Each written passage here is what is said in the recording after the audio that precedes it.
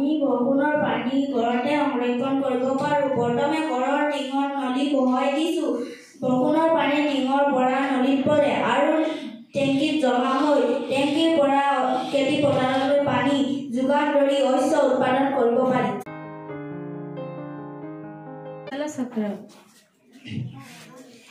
জলচক্ৰৰ প্ৰধান স্তৰসমূহ হ'ল বাষ্পীভৱন, নদী, স্ৰোত আৰু মহাসাগৰৰ পানী উচ্চ তাপৰ বাষ্পলৈ পৰিণত হয়।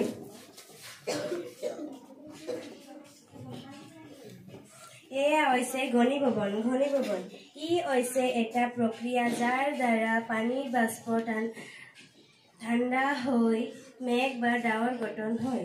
বৰষুণ প্ৰিচিপিটেশ্যন, মেঘৰ পানী নদী, হ্ৰদ আৰু মহাসাগৰত গৈ মিলি যায় বা মাটি। প্ৰকৃতিত থকা সকলো প্ৰাণী এটাৰ ওপৰত আন এটা নিৰ্ভৰশীল। এই প্ৰক্ৰিয়াক খাদ্য শৃংখল বুলি কোৱা হয়। সূৰ্যৰ পোহৰৰ পৰা উদ্ভিদে খাদ্য প্ৰস্তুত কৰে। এই প্ৰক্ৰিয়াটোক ভালুকসংশ্লেষণ বুলি কোৱা হয়। খাদ্য শৃংখল উদাহৰণ দেখুওৱা হৈছে। ইয়াত সেউজীয়া উদ্ভিদ উৎপাদক, ফৰিং হৈছে প্ৰথম শ্ৰেণীৰ উপভোক্তা আৰু ভেকুলী হৈছে দ্বিতীয় শ্ৰেণীৰ উপভোক্তা।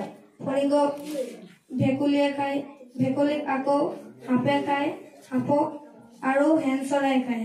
যেতিয়া হেন চৰায়ে মৰি গেলি পচি কাঠফুলালৈ ৰূপান্তৰিত হয়। নমস্কাৰ, সেয়া হৈছে ৰেস্পিৰেটৰী চিষ্টেম মানে শ্বসন তন্ত্ৰ। আমাৰ দেহত দুইটা লাং আছে, এটা হৈছে ৰাইট লং, আন এটা হৈছে লেফ্ট লং। অসমীয়াত ক'বলৈ গ'লে হাওঁফাওঁ। এয়া হৈছে ৱাটাৰ পিউৰিফিকেশ্যন চিষ্টেম মানে পানী বিশুদ্ধীকৰণ প্ৰক্ৰিয়া। এই প্ৰক্ৰিয়াৰ দ্বাৰা আমি বিশুদ্ধ পানী পাওঁ। লেতেৰা পানীৰ পৰা আমি বিশুদ্ধ পানীলৈ ৰূপান্তৰ কৰিবলৈ এই প্ৰক্ৰিয়া আমি ব্যৱহাৰ কৰোঁ। এই প্ৰক্ৰিয়াটো মই চমুকৈ বুজাই দিছোঁ। প্ৰথমতে প্ৰয়োজন হ'ব ডাঙৰ শিল আৰু সৰু শিল আৰু এঙাৰ, তাৰপিছত বালি আৰু কপাহ। এই সামগ্ৰীসমূহৰ পৰাই পানী নিগৰি আহি চফা পানী পাম আৰু সেই পানী আমি বহুতো কাম কাজত ব্যৱহাৰ কৰিব পাৰোঁ, যেনে খেতি বাতি বা বহুতো কামত আমি ব্যৱহাৰ কৰিব পাৰোঁ। ধন্যবাদ। এয়া হৈছে স্নায়ুকোষ। স্নায়ুকোষ প্ৰধানকৈ কোষ দেহ আৰু স্নায়ু প্ৰবাহৰ দ্বাৰা গঠিত। কোষ কেন্দ্ৰটোত কোষ দেহত থকা কোষ ৰসত উপঙি থাকে।